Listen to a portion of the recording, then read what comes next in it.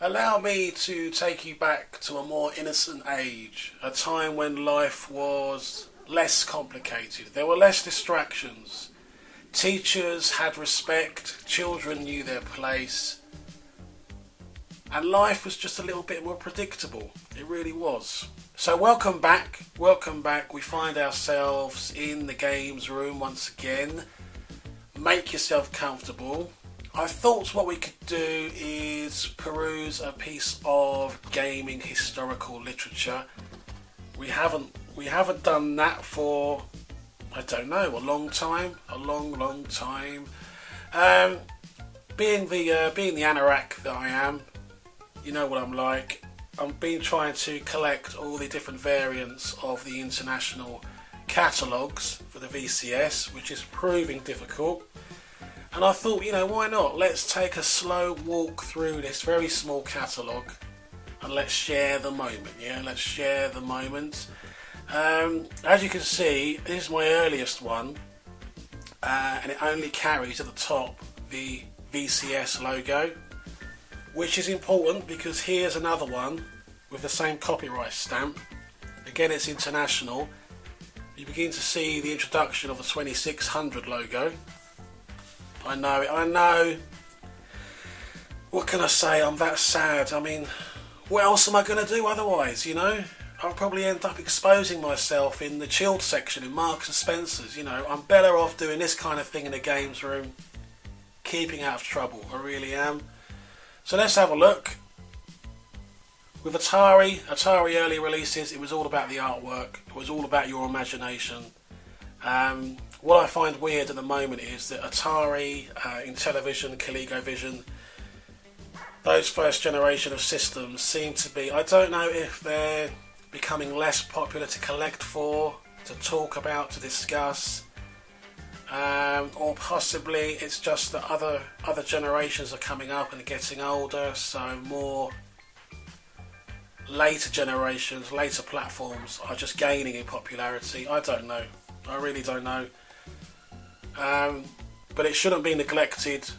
This era should not be neglected because it's the foundation of gaming. It is the absolute bedrock of gaming. So here we go with our introduction. We've got, at the top, we've got our perfect nuclear family. Perfect nuclear family. Everybody's enjoying themselves. I would like that TV though. I do like that TV. Especially on that stand. Look at the dad. Look at him. He's completely free of anxiety. He is not worrying about his daughter being groomed on the interweb. He's not worried about, his son's first school causing him a crisis over what sexuality he is. Life was simpler. And you can tell that. It's all encapsulated in that picture. Believe me. Now this top picture I really like because I would just love to have that collection now in that condition. So you've got your paddles, your standard joysticks. These video pads are not like the one that I've got, so these must be sold separately, I don't know. I've got a video pad that came with the game Star Raiders. So yeah, they seem to be a bit different. Again, even though this is still carrying the VCS logo on the International Edition, you can see it's a 4-switcher model. So it gets really confusing to try and plot the course by using these catalogues. Interesting key at the bottom there as well.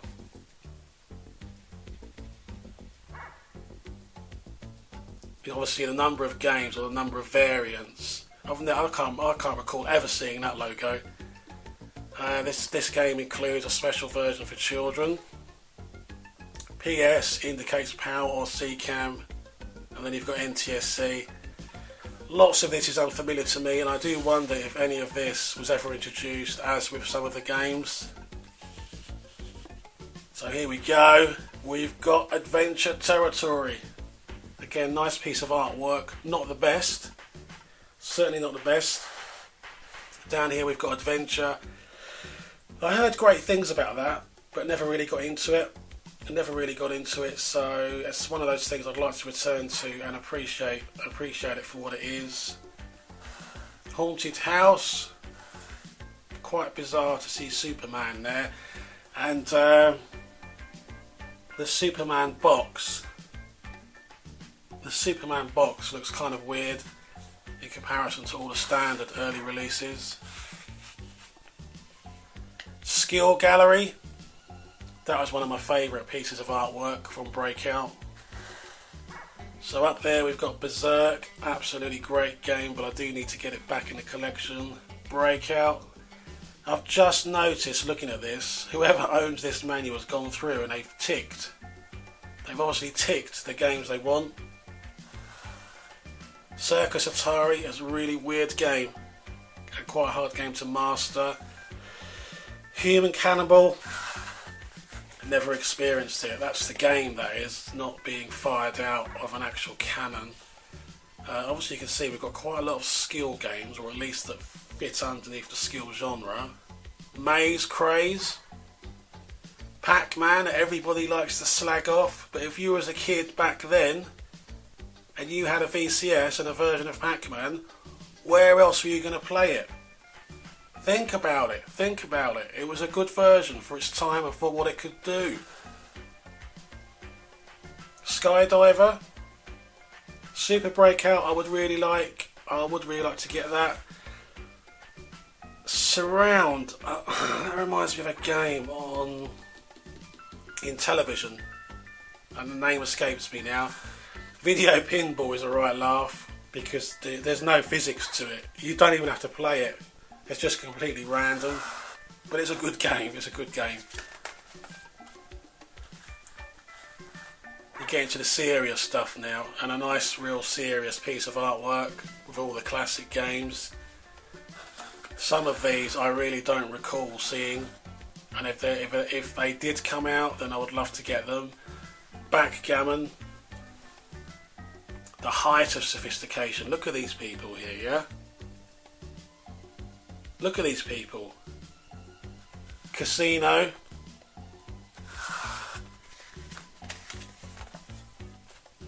Classics Corner continued. And you got this serious, chilled out academic type contemplating his next move. So we've got Othello. I would really like Othello. Did it ever come out? Because I honestly can't remember seeing it. I would really like that. 3D tic-tac-toe. Video checkers. Never seen that.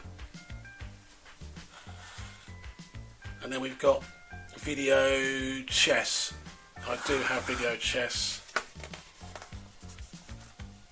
Remember though, you're talking about a 4K cartridge, so it won't be too challenging to defeat the system.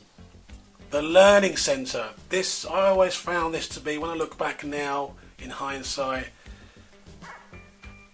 I've got to say that Atari were quite advanced in this, because it would be years before, you know, I don't know, you could argue that the Wii and its kind of edutainment stuff, and it's focused on education and younger gamers, I suppose. People said it was something new, but Atari were trying that. You know, we're trying this kind of thing decades before, with stuff like brain games. Obviously all the rage on the DS and all that kind of stuff, but you know, you can go back decades to that kind of idea. This is really interesting. Basic programming. I've no idea if that came out. Quite how you would do that. I don't know if you've got shortcuts or whatever, how you're supposed to string any kind of code together without a keyboard. But that looks fascinating. That really does look fascinating. Code Breaker. Again, fairly simple. Learning Centre continued. That's quite a disturbing picture, really. I'd probably frighten the shit out of you if you was a kid back in the late 70s. What have we got here? Concentration. Again, never seen it. Hangman. I think I've seen Hangman. I kind of recall it. And then we get our space station. Kind of sci-fi shoot 'em up type things. Asteroids. I liked Asteroids, I must say that. Defender, I never got Defender as a kid. Never that I didn't get it in the sense of playing it, I just never physically got it, so I don't know. And over the years I never ever got a chance to play it in the arcade or at home or anything really, so I would like that in the collection. This is one of my favourites, Missile Command. This guy's ticked that as well. I hope he got all these games. Space Station Continued. Again, that's the absolute iconic classic box art for Space Invaders. What can you say about Space Invaders? It's Space Invaders, however it's done. That's been ticked as well. Space War. Space War, never heard of it. It even justifies its own little art insert down here. Kind of looks like a Pink Floyd reunion concert.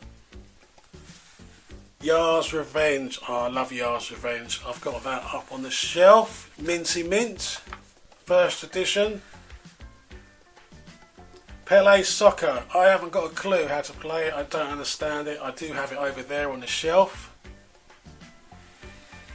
Basketball. A really early release. Even that warrants a little bit of artwork there. Bowling. It'll be really interesting to see how bowling translates to the 2600. I need to put my own ticks on these, get a different coloured highlighter for the ones that I want. The Sports Arena. Football, obviously I'll take it American football. Golf could be interesting, I imagine. Home Run. Got some nice artwork down here. Video Olympics. Christ knows what that's about, and I've never seen that. I don't recall seeing that years ago. Racetrack, my favourite genre. Dodgem. Don't know a great deal about Dodgem. Indy 500. This is still on my list. I've been unlucky in a couple of bids on eBay. I'm after the big box version that comes with the proper steering controls. They're not paddles. People think they're paddles. They're not. They've got proper spin cycle on them, just like the arcade machine. So, and that's the one I want, the big box version with the controllers. They do have it on Retro Games UK, but they're still asking £70 for it. I don't know. One day I might just take the plunge and get it because it looks like it's in great condition. Night Driver, that is good. That is really good. Here's one, Slot Racers. This may look initially like an absolute shite. It's one of the earliest releases. Even the box artwork is the wrong colour, I think. So I'll show you how, I don't know, how thrown together some of these early titles were. But that's a really bizarre game. And you both have, they're supposed to be cars around this maze, and you know, they don't look like cars. They look like elongated elephants where you have to bend the trunk in order to steer. That's the only way I can describe it. And there's so many different variants on that cartridge, but that can give you, even now, that can give you hours of fun in 2-player mode. It can be really frustrating. Kind of frustrating on a kind of, you know, a Mario Kart level. I'm not saying it's as good as that, but you know, there's ways of approaching it and ways of playing it in different systems. You can get good at it. Slot Racers, give it a go. I've got mine up on the shelf, but it's missing the manual. Street Racer, don't have a clue, I'm afraid. We're reaching the end. Combat Zone. Now then, there's going to be some really good games in this section.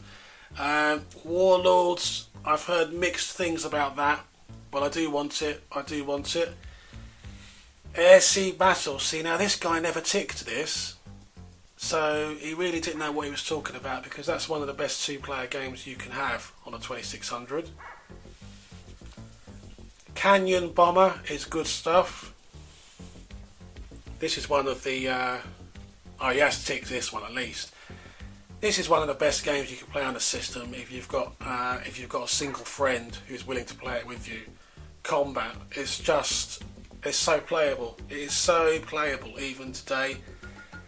Now apparently, I may be wrong, on the latest Atari Flashback there is supposed to be Combat 2, and I've actually got that flashback, so I must check that out and see if Combat 2 is actually on there. Outlaw, I don't think Outlaw was very good, in all honesty. I think we've reached the end, folks. We have. So there you go. 1982. All rights reserved. No dealer stamp, which is fortunate, but then some people like things to be stamped. It's a bit of history and everything else. So there you go. I will thank you if you stayed with me. I really will, because, you know, collecting and retro gaming, it's about the little things like this sometimes. Well, I think so, at least. And there's so many variants on these. I've got quite a few. It's interesting how the box art changes and everything else. But there you go. There you go. Remember, it's the VCS. It's where it all came from. Pay homage to the past. It's not the 2600, it's the VCS. More videos to come. Take care. Bye bye.